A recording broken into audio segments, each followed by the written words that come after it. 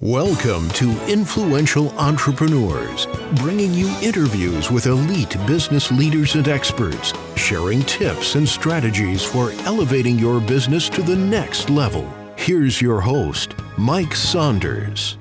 Hello and welcome to this episode of Influential Entrepreneurs. This is Mike Saunders, the Authority Positioning Coach. Today we have back with us Roy Snarr, who's the founder of Roy Snarr Retirement Solutions, and we'll be talking about Roth conversions. Roy, welcome back to the program. Thank you so much, Mike. I'm excited to help share ways to not pay taxes for the rest of your life.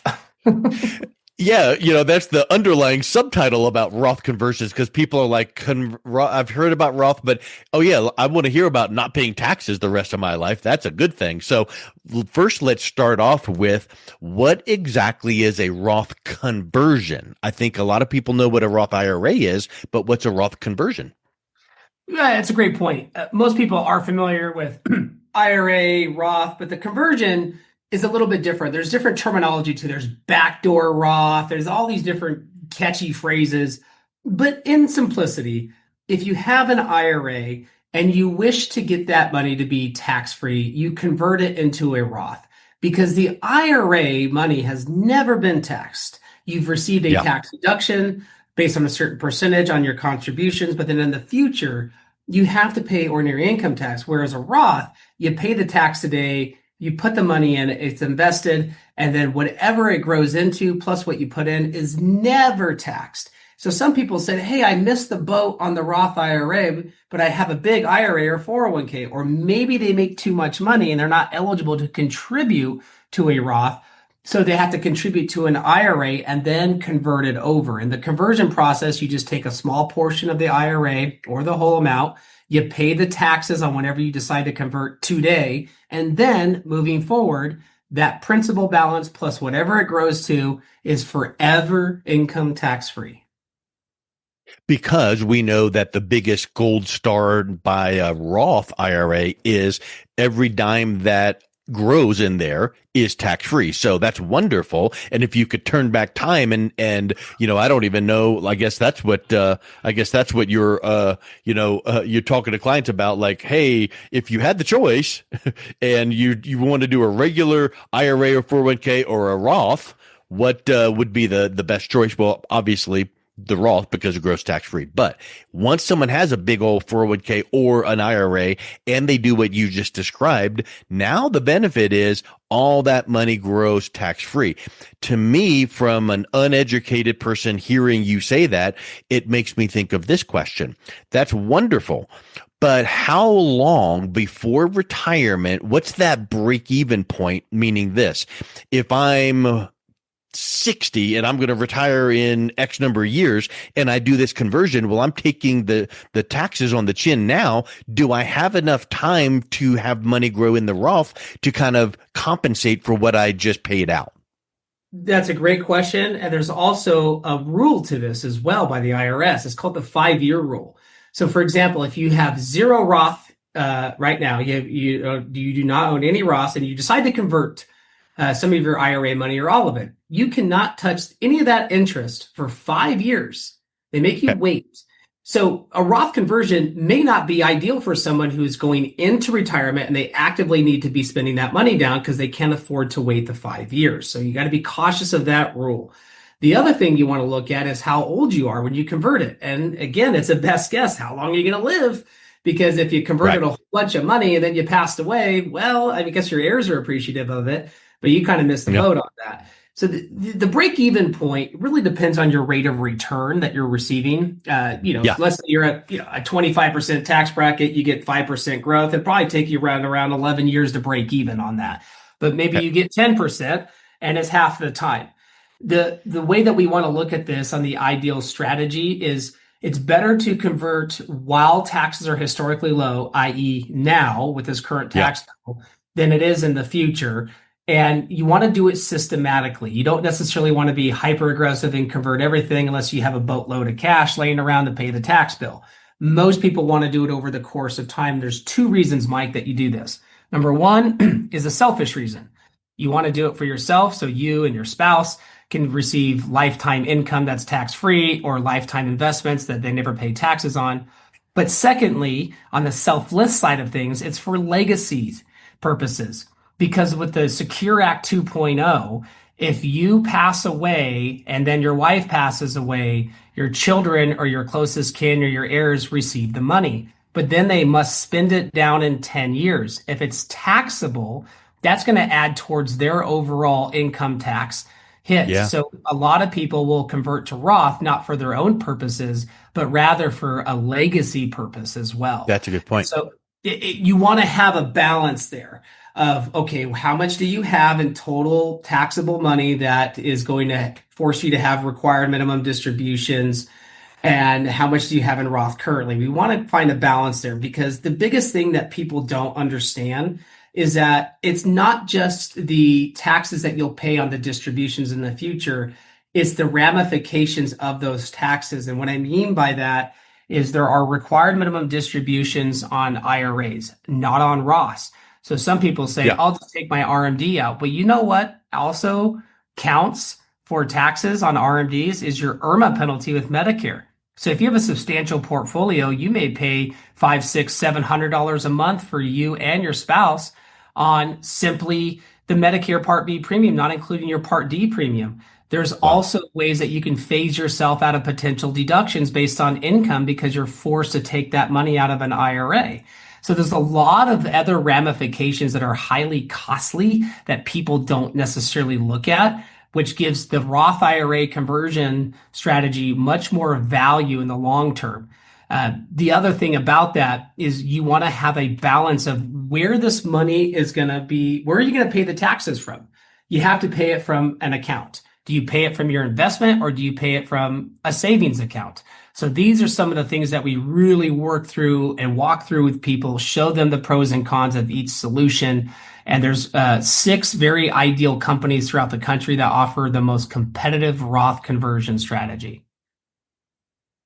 It kind of reminds me of like when you play chess and you make a move and you leave your finger on it, look around and go, is this the best move? And then when you finally decide, okay, yeah, it is. Okay, now I'm going to take my finger off and there's my move.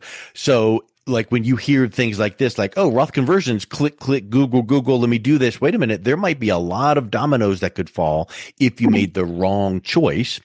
So get with someone like yourself that can help lay it all out for those options for you.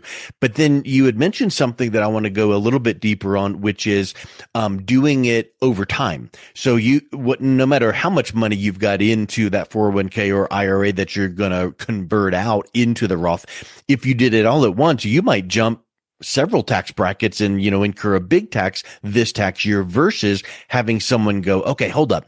If we wanted to do it over the course of several years so that you're just at the top of this one bracket, but not going over, that's going to serve you best. How do you approach that?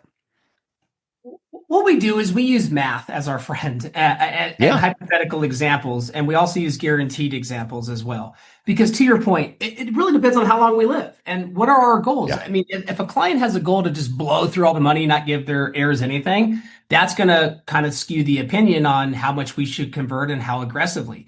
The other thing to keep in mind too on this time frame is monitoring the government. Because imagine if we get news that after this tax bill comes to its fruition, that taxes are going to go up by 28% on all brackets, hypothetically. I mean, who knows what can happen? Well, you know what? If we got that news, we probably should convert a little bit more aggressively. And right now, with this current tax structure, most people are trying to convert within a 7 to 10 year time frame. That's the average that we see because that's manageable enough to pay the taxes, but it also helps insulate them from potential future changes. And the biggest question you ask yourself, do you think taxes will be lower or higher in the future? If you think they're going to be higher, which is 110% of the responses that we get, Yep. would you rather pay taxes on a much larger balance or a much smaller balance? And so that's some of the conversations that we have to break this down. But there's also a unique strategy that has to come into play. This is something that a lot of people miss out on. They're not educated on it. And I'm going to share it with everyone today. You don't want to be doing Roth conversions, ideally, in a investment or an account that has potential loss. Let me give you an example, Mike. Let's say that you had $1 million portfolio and you converted 500,000 of it to a Roth and you had plenty of cash to convert it. But then the market's tanked 30%. uh-oh, you still have your million, but now it's worth 700,000, but you had to pay tax on that half a million. You've lost money. You've paid more and you should have converted it when the markets were down, right? But Yeah. can we predict when they're up or down? Nope. Luckily, there are strategies out there that there are companies that will say, look, if you park the money with us, you can have it where there's absolutely no fee. You're going to average between 4 and 8% a year in return because there's no fee and there's no risk. So you're not going to have as aggressive of an option to have the money grow, but there's no risk, allowing you for peace of mind during that conversion strategy. Additionally, insurance companies are the only companies that offer annuities that give you a bonus. A lot of these companies will give an upfront bonus of anywhere between 5 and 15%. And that money can be used to help justify the conversion of paying the taxes, and you can partially convert along the way. Those strategies aren't for everyone, but it's at least worth becoming educated about it, because when you do Roth, as we mentioned, it's rare you're going to do the whole thing. You're going to do a portion of it. And this portion, if you can have it protected, not pay a fee, still average 2 to 3 times the historical inflation rate, have control of your money, have liquidity features, but not lose anything and still get decent returns, it can be a very ideal strategy with a small sliver of the portfolio. And that's what the mainstream is not promoting, is these types of solutions, because they're mainly accessible to specialists like myself who are in the asset preservation and distribution phase. Most advisors are asset accumulation experts. We are decumulation experts and preservation experts. And there's a whole other set of strategies, a whole other set of specialties that go along with that. And that's where we focus on. And we teach classes all over the country about this, and people are blown away. They've never heard of it. And these strategies have been around for literally, some of them, 50 years, 100 years by these companies that offer them. But they're just not mainstream. Yeah. That's a good point. And something else that you mentioned that I want to get a little clarity around is like, when should you convert? And it depends on how long before retirement the Roth has a chance to grow. And what if it grows at X percent? So here's a question. Isn't it true that a Roth is just kind of like a shell kind of account so that whatever's in there grows tax free, but there are myriad choices of funds you can choose inside of that. So it's not just I have a Roth, it earns X. It's I have a Roth account, and inside of that, I've got it invested through whatever, fund. How does that work? Because it's not just a matter of what's today's rate of return on a Roth. Great question. A lot of people mix that up as well. They say, well, I have a Roth, but I can't do anything with the investment strategy because it's a Roth. I'm like, well, no, the best way to think of it is a 5-gallon bucket from Home Depot or wherever, Harbor Freight, they're cheaper there. You get a 5-gallon bucket. That bucket is empty at the moment in this example. That bucket is a Roth IRA. You can have another bucket right next to it that is an IRA. The IRS, the government, gives you the opportunity to invest whatever you want inside of that bucket. So, for example, maybe you throw in some stocks. Maybe you throw in some mutual funds. Maybe you throw in some Bitcoin. Maybe you throw in some gold. Maybe you throw in an annuity. It doesn't matter. As long as it's within that bucket, that is the tax code it's pertaining to. So you have a multitude of different options to put inside that bucket. Yep. And while as long as it's in that bucket, it's growing tax free. So that's really is a good clarification, because I think there's a lot of people that go, oh boy, I'd like to even own some Tesla stock. You can buy Tesla stock inside your Roth IRA. You just, make that choice. 100%. Yeah. It's just, you have a lot of different flexibility options with that. And again, it comes down to diversification. And the only thing that's going to protect you from downside risk with the ability to gain and have access to your money on a very controlled basis is using an annuity. And everybody's like, oh, annuities are bad. Really? Are you going to give back your Social Security check? Are you going to stop your pension check? They're not bad. Are there good ones and bad ones? Sure. Just like saying mutual funds. I mean, I think there's over 66,000 different types of mutual funds. They're not all good, but there are good ones. And the same thing applies to annuities, where people, you may not want an annuity, you may be very risky, but if you're going to be converting money, why in the world would you want to convert it? And if it's involved in the markets where you can potentially lose a ton and then overpay in the tax structure, it just doesn't make sense to me. So having diversification is key. Having an open mind to other strategies, just because you've been working with somebody for 5, 10, 20 years, it's okay to look on the other side of the bus, right? I do this analogy with people. It's almost like you're on this bus and you're in retirement, but you're only looking out the left side of the window. You never looked out the right side to see what's going on. The best view is a topical view, so you can see everything going on at once. And that's what we want to provide, is that topical view where you can still have money in the markets, which I'm a big believer in, and you can still have money in safety and conversion strategies that just make mathematical sense. It's beyond opinion. It's just math and science that proves it. I know that there are limitations to Roth, like every year you can only contribute X, and if you earn over X number of dollars, then you can't even, set one up. What are some of those variations for someone that is like high net worth, because you mentioned there's some options that they can still take advantage of it potentially. Correct. I mean, there are limits to opening up a Roth. It depends if you're doing married or single. Like if you're single, it's 150,000. If you make more than that, they start phasing out what you can actually contribute to it. And it's completely phased out at 165 in income. Again, RMDs can count against this as well if you're at that age. If you're married filing jointly, it's 236,000 is when the phase out starts, and then it's completely phased out at 246,000. But regardless, you can make $1 million a year, contribute to an IRA, and then convert it to Roth. There's no limit currently on that. So that's where this quote unquote backdoor Roth comes in. Got it. But all it is you're just converting it. And essentially it's the same thing, right? It's the same tax bill. And so that's what we help a lot of people that are more affluent in the marketplace. Now, if they don't have any Roths whatsoever, they just have brokerage accounts and savings, then you're out of luck. Unfortunately, there's nothing you can do. But that's why it's important, if you don't have a Roth, even if you opened one up at a very inexpensive brokerage house for the bank, and just start one, get that 5-year clock going. Maybe you put $500 into it. Doesn't matter. Get that 5-year clock going for yourself, and then you can talk about starting to do partial conversions and mitigating that risk.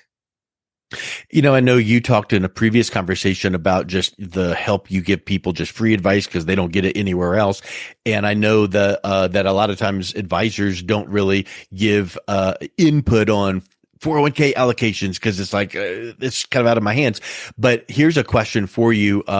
When someone's, like, let's say a relative of yours gets their first job out of college and they're going, "Hey, Uncle Roy, they're giving me all this paperwork at HR to sign and set up this 401k. What do I do and how do I?"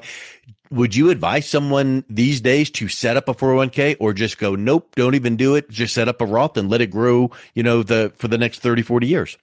Well, here's the advantage of a 401k is that you could be making $10 million a year and have the same contribution enjoyment limits.